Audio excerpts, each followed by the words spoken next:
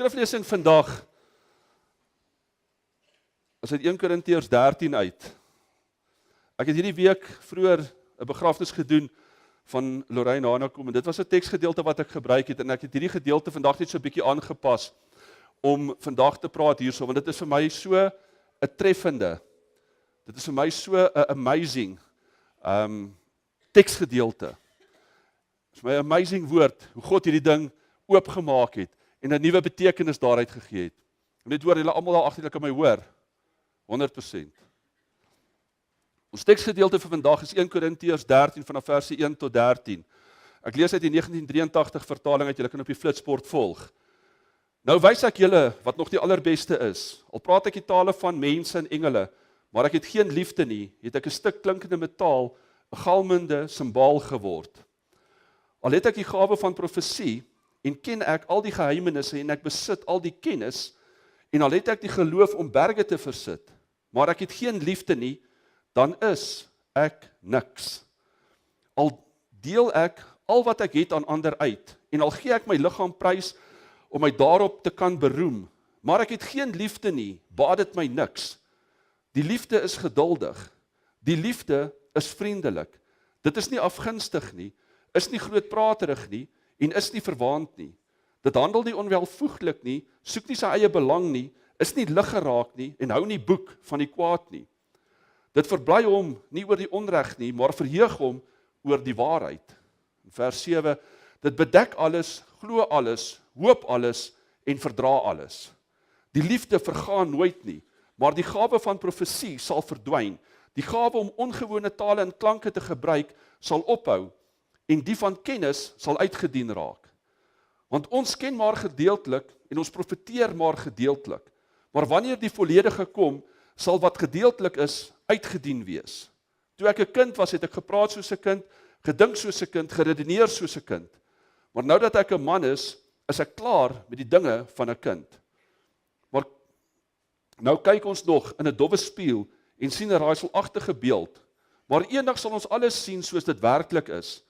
Nou ken ek net gedeeltelik, maar eendag sal ek ten volle ken soos God my ten volle ken. En nou, geloof, hoop en liefde bly, hierdie drie, en die grootste hiervan is die liefde. En dit is die woord van God, wat God vandag vir ons bring. Nou baie van julle sal na hierdie teksgedeelte kyk, en julle sal dink, Jessie, jy weet, daai BMW my nou dom gemaak. Hierdie is dan die liefdeshoofstuk in die Bybel. Dis die woorde wat ons gebruik by 'n troue, wanneer twee mense in die huwelik intree, is dit mos wat ons lees. Dit is mos wat ons praat. 'n Huwelik sê mos iets van 'n nuwe lewe, maar ons is vandag hierso om hulle te eer en te herdenk wat nie meer met ons is nie. So hoe kan ek nou hierdie ding lees van hierso van lewe en van 'n huwelik en hierso praat ek nou van ons broers en susters wat nie meer met ons is vandag nie. Maar God het vir my iets gewys in dit. Nou was 'n baie interessante gedeelte hierso en hy het vir my gesê, lees hom anders, verstaan hom anders, lees hom dieper, verstaan hom dieper. En ek sal vir jou iets oopmaak en ek sal vir jou iets wys hieruit wat vir jou verbasend sal wees. Iets ongekends. En dis wat ek gaan doen het. En ons kyk na die woord en ek doen die navorsing en ek lees hierdie stuk deur en ek sien hoe amazing het God hierdie stuk geopenbaar. Kom ek verduidelik gou. Nou in hierdie hoofstuk word daar van liefde gepraat. Wat liefde is en wat liefde nie is nie. En wanneer ons gewoonlik die woordjie liefde hoor, dan dadelik dink ons daaroor oor hoe ons voel. Hoe 'n man, die liefde wat 'n man vir sy vrou voel, die liefde wat 'n vrou vir haar man voel, die liefde van kinders na ouers toe, van ouers na kinders toe. Die liefde wat ons vir mekaar het as broers en susters, as ook die liefde wat ons het vir ons broers en susters wat nie meer met ons is nie. Maar daar's ook 'n ander manier om na hierdie woordjie liefde te kyk en om hierdie gedeelte bietjie anders te verstaan. En dit is die woord hier liefde verwys elke keer na die een groot liefde, die grootste liefde wat daar is, Jesus Christus. 1 Johannes 4 vers 8 sê, God is liefde. 1 Johannes 4 vers 16 sê, God is liefde. Reg deur die Bybel, van Genesis tot Openbaring, kan jy deur dit lees. En heeltyd kom ons op die boodskap af van God is liefde. Ons kyk na ons teks van vandag. Ons kyk na 1 Korintiërs 13 van verse 1 tot 13. Ons vat daai woord van liefde en ons vervang dit met die woord Christus. Christus Jesus, soos Paulus altyd gesê het. So Paulus sê dan hierso, dat sonder Christus Jesus ons eintlik niks is nie. Ons kan in tale spreek, sê Paulus, maar as ons dit doen sonder Christus Jesus, beteken dit niks. Ons kan profeteer, maar sonder Jesus beteken dit niks. Ons kan alles uitdeel wat ons het, ons kan alles weggee wat ons het, maar as ons dit nie die liefde van God en van Jesus doen nie, beteken dit niks. Dit is 'n mooi gebaar, maar dit beteken niks, het geen waarde nie. Ons kan self ons eie liggaam opoffer, ons kan ons eie liggaam gee, ons kan ons eie lewe gee vir iemand anderste, maar as ons dit nie doen in die liefde van Christus nie, beteken dit net mooi niks. In kort, ons kan wie of wat wees, ons kan wat ook al doen, ons kan wat ook al in die lewe bereik het, maar as ons dit doen sonder Christus, kom dit tot niks. Niks. Hoekom? Want toe hierdie liefde, Jesus Christus mens geword het, en op die aarde kom woon het tussen ons, het hierdie liefde, was hy nie alleen geduldig en vriendelik met almal van ons gewees nie, maar hierdie liefde het nie sy eie belang gesoek nie. Hierdie liefde het die belang gesoek van mense soos jy en jy en jy en vir my. Van die mense wat was, van die mense wat is en van die mense wat kom, hy daai belang gesoek, het hierdie liefde gesoek. Ook die belang van ons broers en ons susters wat nie vandag meer saam met ons is nie.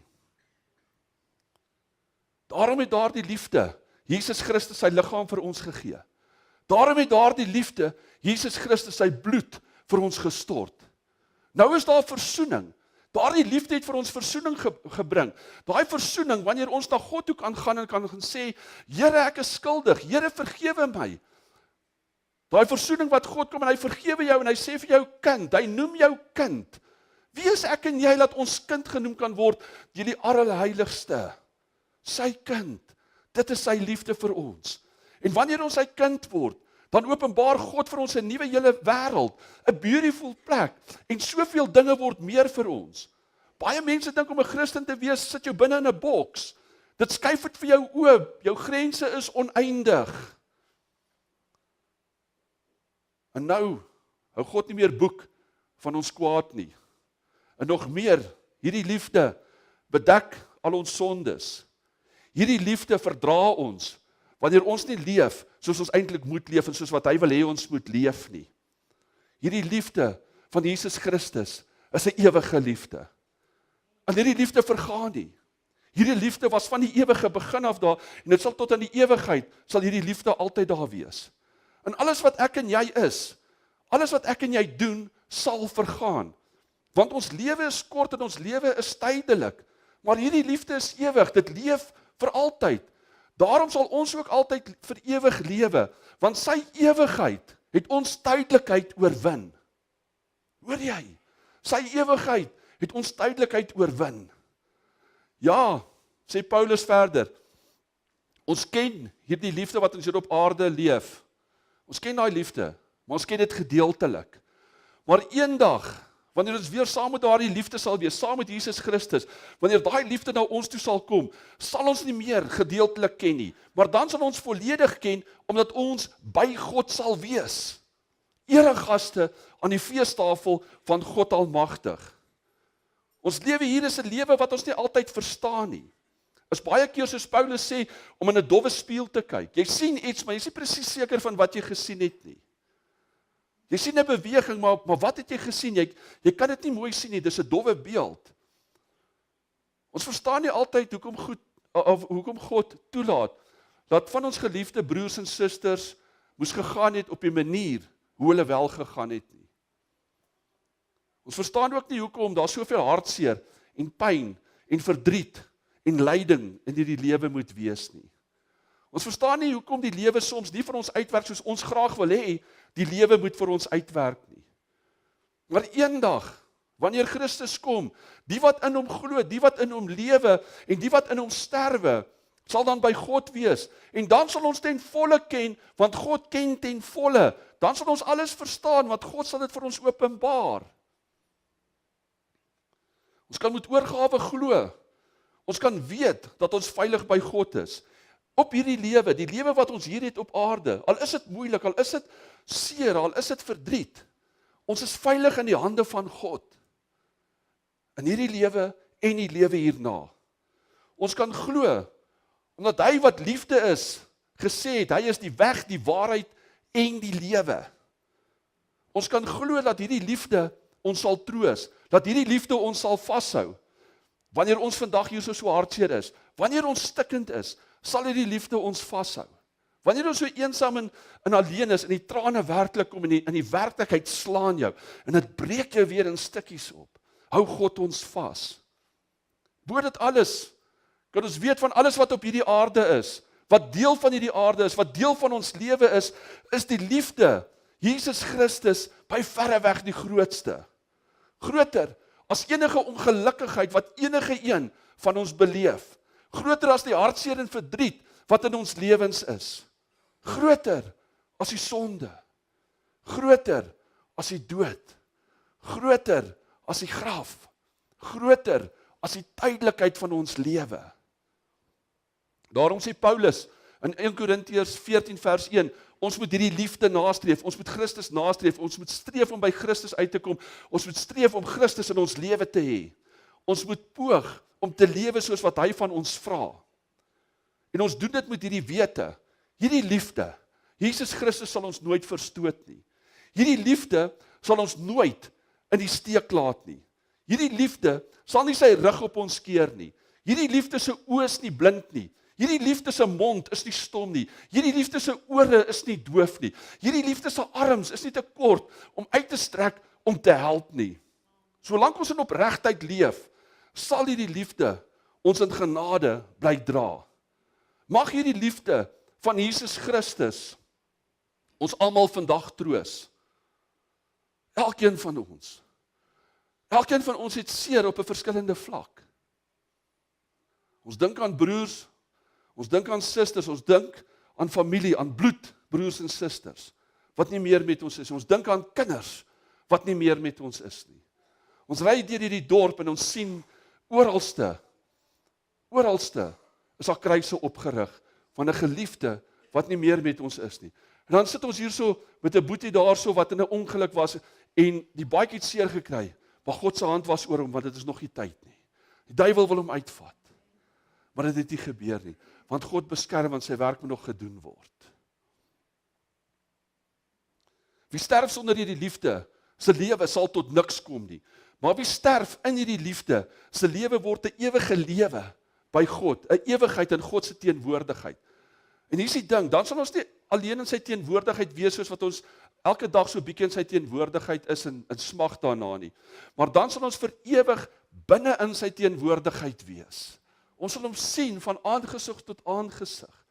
Ons God, ons Vader, ons Redder, ons Verlosser, ons Koning, ons Heerser, ons Papa. Wie dit glo, wie dit praat, wie daarop hoop, besit die allerbeste, 'n ewige tuiste, saam met die Here God. Mag die genade van God die Vader, die liefde van sy Seun, Jesus Christus, en die vertroosting van die Heilige Gees, saam met elkeen van ons wees, van nou tot in alle ewigheid. Amen.